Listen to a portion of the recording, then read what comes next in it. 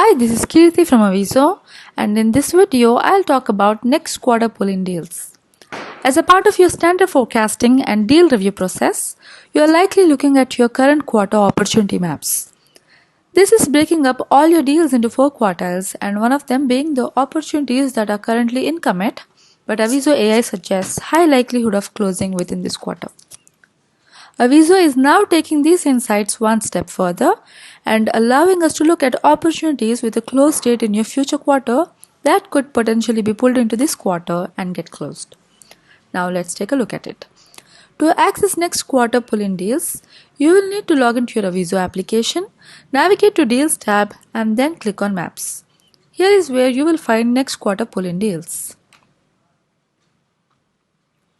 This allows visibility into a couple of different things.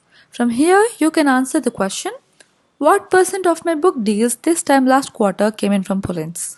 So here we can see, with 11 weeks to go last quarter, 4.3% of your remaining bookings came from opportunities that were still next quarter.